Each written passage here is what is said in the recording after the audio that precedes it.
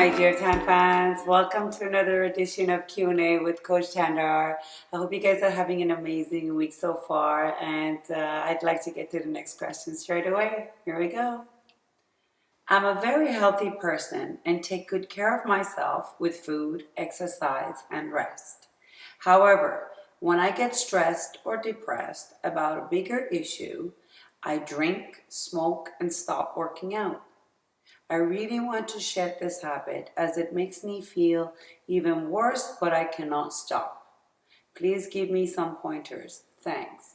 F. There are many times in everybody's life that you do feel the weakness. Not everybody's always strong and going head on into life and challenging it. Everybody has their highs and lows, and as I always say, it's the lows that help you appreciate the highs even more. At times when you resort to drinking and smoking and not exercising and you are a very healthy person, it's only because you lose track. And it's very easy to bring yourself back on track. And here's a few suggestions I may have for you. Because you have that feeling built in you and it's already inside you that what a healthy moment feels like. What does it feel like that when you're working out and when you're healthy and when you're at your best, what is that feeling? And imagine that feeling and bring it back into you again.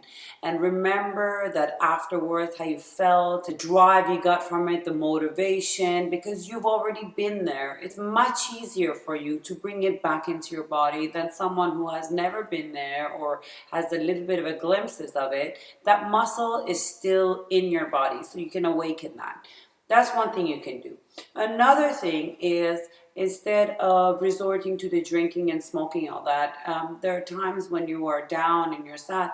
Immerse yourself in creative things and feed the mind and feed your soul by, let's say, going to, I don't know, some gallery openings, some events with some good people, intellectuals that you can chat with. There are so many different, there might be a drink or two there here and there you're going to have, but it's not to numb a pain.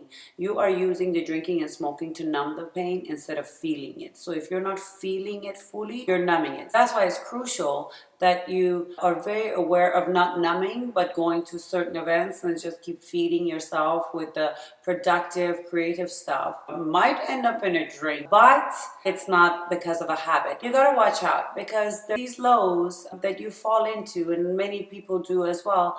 Some people resort to greasy food, bad food. Some people resort to procrastination and not doing any work for a long period of time, and therefore they lose track of what they used to do. And there are some people who do a lot of drinking or smoking or anything people do to get away from that road that they're already on.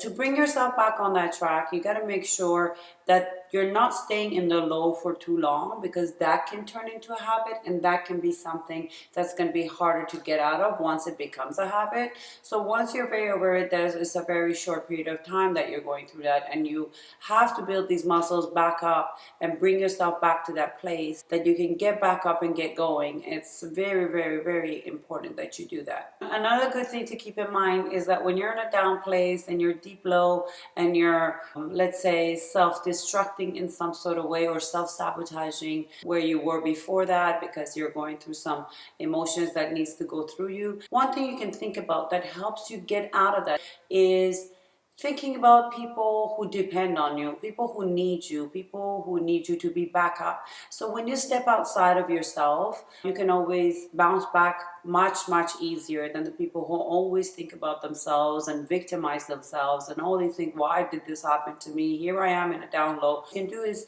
you can turn that around, think about the people who need you, think about the people who are waiting for you to go through your thing and get back out of it and come out stronger.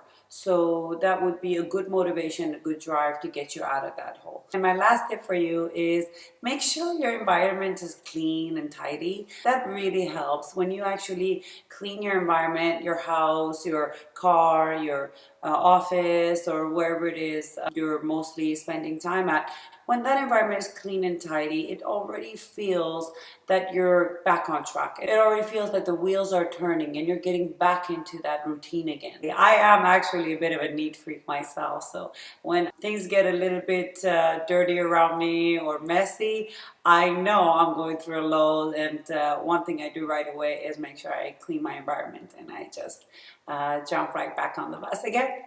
I hope this has been helpful to you and to the rest of you who might be going through some lows at the time. And make sure you sign up for the newsletter. I have an amazing webinar coming up, and I'm really looking forward to it myself, because I will get to see you guys live and answer some questions right then and there.